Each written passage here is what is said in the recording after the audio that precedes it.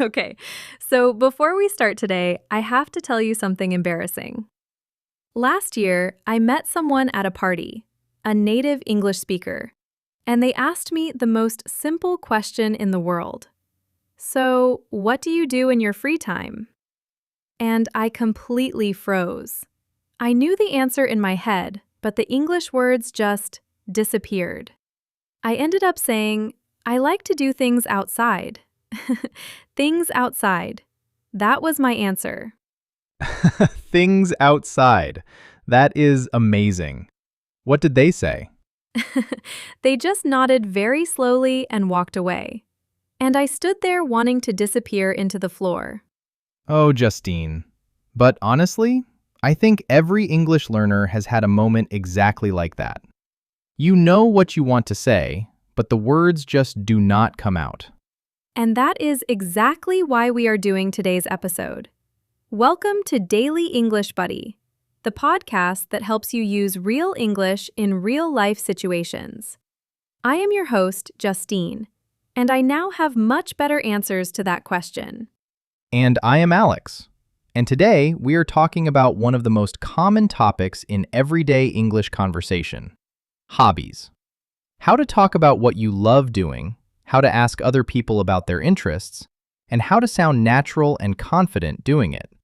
Before we dive in, do not forget our free PDF study guide for today's episode. It has all the vocabulary, phrases, and a quiz. The link is in the pinned comment below this video. Download it, it is completely free. Okay, Alex, let's talk about hobbies. Let's go! So first things first. When someone asks you about your hobbies in English, the most natural question they will use is, what do you do in your free time? Or sometimes, what do you get up to at the weekends? Free time and weekends. That is when most people do their hobbies. And listeners, notice that phrase, what do you get up to? This is a very natural, very British English expression. Get up to means, what do you do? What activities do you do? It is casual and friendly. If someone asks you this, they are asking about your hobbies and free time activities. Now, the worst way to answer this question is exactly what Justine did at that party. I like to do things outside. Instead, you want to be specific. And there are 3 sentence structures that work perfectly for talking about hobbies in English. The first structure is, I am into something. For example, I am into hiking. I am into photography. I am into cooking. Into is a very natural and casual way to say, I really enjoy this thing. It is one of the most common phrases native speakers use to talk about interests. The second structure is, I am keen on something. For example, I am keen on painting. I am keen on cycling. I am keen on reading. Keen on is slightly more formal than into, but still very natural in everyday conversation. It means, I really like this. I am enthusiastic about it. And the third structure, which is very useful, is, I have recently gotten into something. For example, I have recently gotten into yoga. I have recently gotten into gardening. This phrase tells people that this is a new hobby, something you started not long ago. It is a great conversation starter because people always want to know more. So your 3 structures are, I am into, I am keen on, and I have recently gotten into. Let's practice these with our own real hobbies. Justine, what are you actually into in real life? Okay, so I am really into hiking. I love being outside, I love the fresh air, and I love the feeling when you reach the top of something and you can see everything below you. It is just incredible. I love that. And listeners, notice how Justine did not just say, I like hiking. She explained it. She gave a reason. She described the feeling. That is what makes a conversation interesting. Not just the hobby, but why you love it. Exactly. And that brings us to a very important phrase. It helps me to, or it gives me. These two structures let you explain why you love your hobby. For example, hiking helps me to clear my head after a busy week. Or, it gives me a sense of achievement. Clear your head is a great idiom, listeners. When you clear your head, it means you stop thinking about stressful things. Your mind becomes calm and empty of worries. A lot of people use hobbies to clear their head. What else are you into, Justine? I am also keen on photography. I am not a professional. I just love capturing moments. That is another great phrase, capturing moments. It means taking photos of special or beautiful things so you can remember them. I love that. Okay, my turn. So I am a big reader. I am really into books, mostly fiction. And I have recently gotten into running, which is not going brilliantly, if I am honest. Not going brilliantly. Tell us more. So I decided at the start of the year that I was going to become a runner.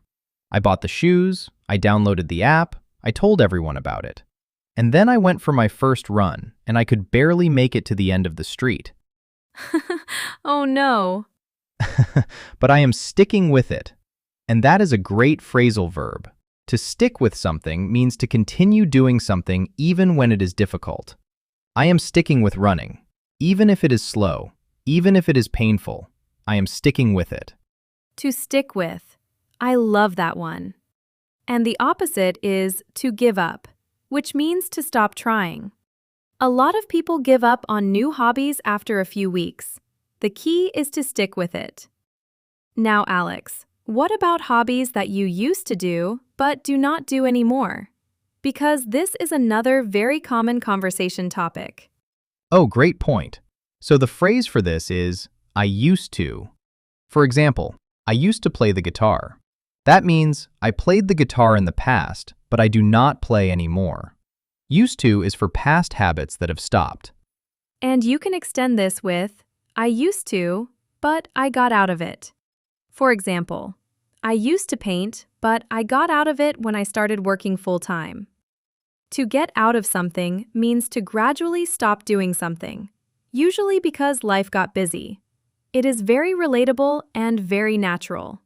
I used to play basketball, but I got out of it after university. I miss it, actually. And another great phrase, I have always wanted to try. This is for hobbies you have never done, but you are curious about. For example, I have always wanted to try pottery.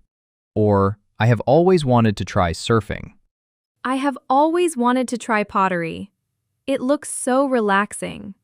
And listeners, notice how these phrases create conversation.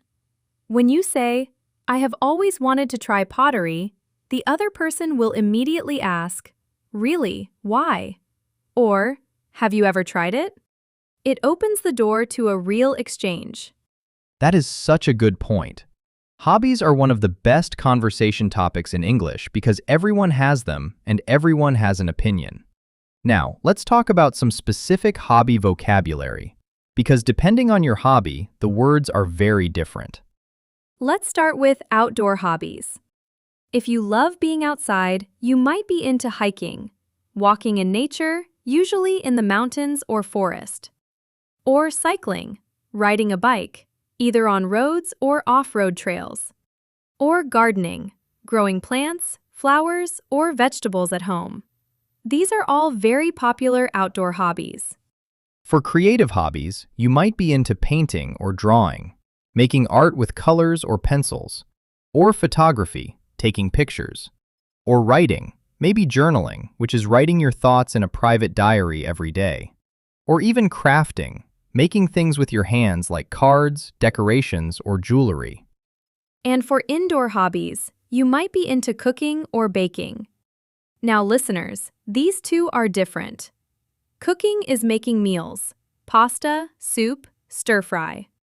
Baking is making things in the oven, bread, cakes, biscuits. Both use the kitchen, but the words are different.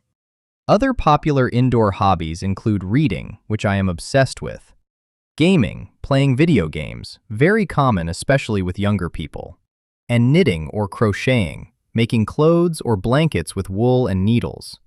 Very relaxing, apparently. I have never tried it. I tried knitting once. It did not go well. Okay, and for sport and fitness hobbies, you might be into running, like Alex, bravely.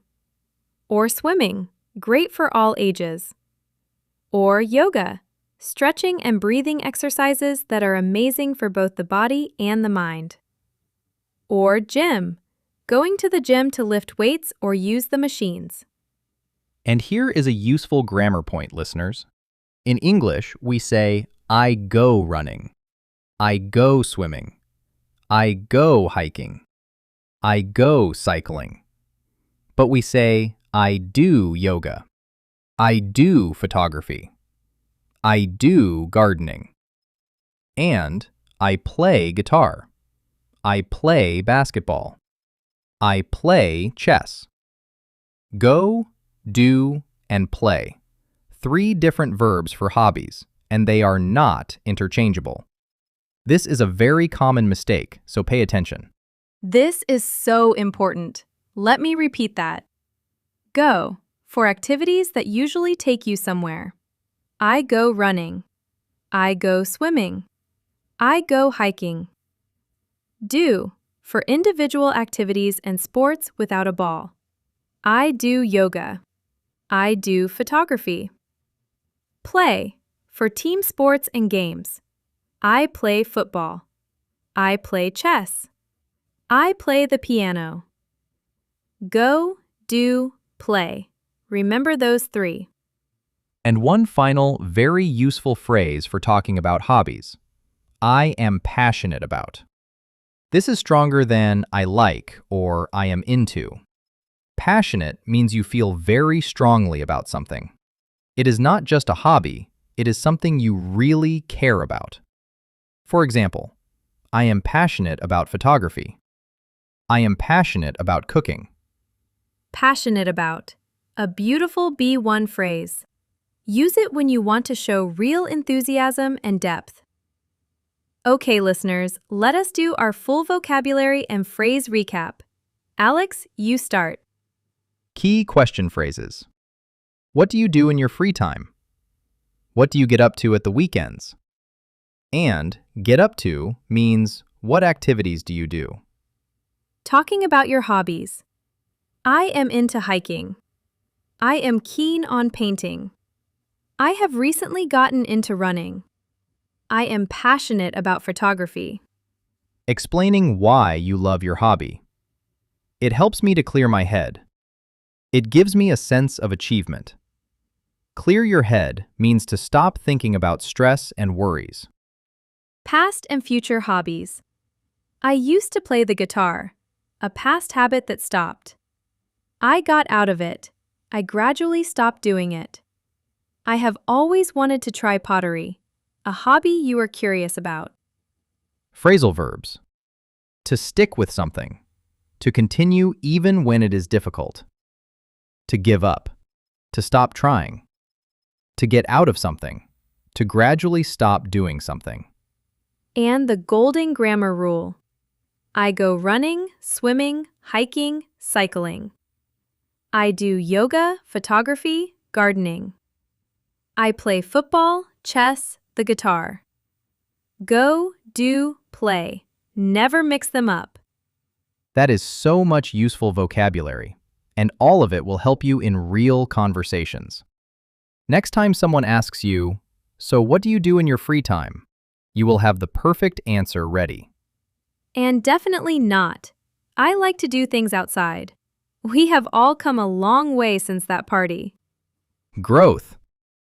Do not forget to download your free PDF study guide. The link is in the pinned comment below. It has all of today's phrases, vocabulary, and a quiz so you can practice and actually remember everything we covered. And we have a question of the day in the pinned comment too. We want to know, what are you into? What is your favorite hobby? Tell us in the comments. We read every single one and we would love to know. And if you are not yet subscribed to Daily English Buddy, hit that subscribe button right now. New episode every single day. Make English part of your daily routine. Thank you so much for being here today. Keep practicing, keep sticking with it, and we will see you tomorrow for another episode of Daily English Buddy. Bye for now, everyone. And remember, whatever your hobby is, go do it, or play it. Just make sure you use the right verb. See you tomorrow.